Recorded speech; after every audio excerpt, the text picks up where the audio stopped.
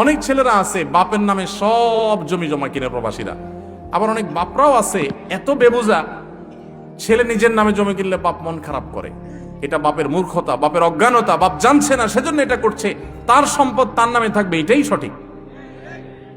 আপনার নামে থাকতে পারে, আপনার সে যে জমি বিক্রি করে গেছে সেই জমিটা আপনার আবার কিনে দিল, বা ওই পরিমাণ জমি কিনে দিল, টাকা দিল, বা আরো এক্সট্রা কিছু আপনাকে দিল গিফট হিসাবে। ঠিক আছে, বাবা অনেক কষ্ট করছে, এক সময় আমার বিদেশ পাঠাইছে, ঠিক আছে আমি বাবারে 2-4-5 বিঘা জমি কিনে দিলাম বা ওইটা করে দিলাম, এটা করুক সে, এটা অনুদান, এটা ক্লিয়ার, তাকে হাদিয়া, আর নিজেরটা নিজের কাছে থাকবে।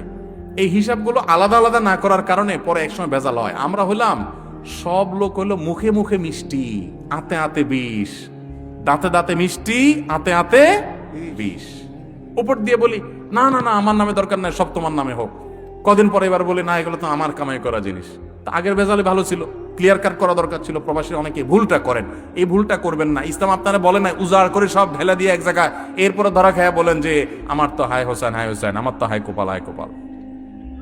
আল্লাহ আমাদেরকে সংশোধন হওয়ার তৌফিক দান করুন। প্রবাসী ভাই বোনেরা, হুজুরে যে কথা বলছে এটা বাস্তব। হুজুর আপনাকে সকল প্রবাসীর পক্ষ থেকে সেলুট, আমার মন থেকে আপনার জন্য ভালোবাসা, আপনার যে আমাদের প্রবাসীর পক্ষে কথা বলার জন্য। সকল প্রবাসী ভাই বোনেরা সতর্ক থাকবেন, নিজের প্রতি নিজে কেয়ারফুল থাকবেন, কারণ আমাদের প্রবাসীর পাশে কেউ নাই, এটা বাস্তব। প্রবাসী ভাই বোনের ভিডিওগুলো দেখার সাথে একটু শেয়ার করবেন। আল্লাহ হাফেজ, আসসালামু আলাইকুম।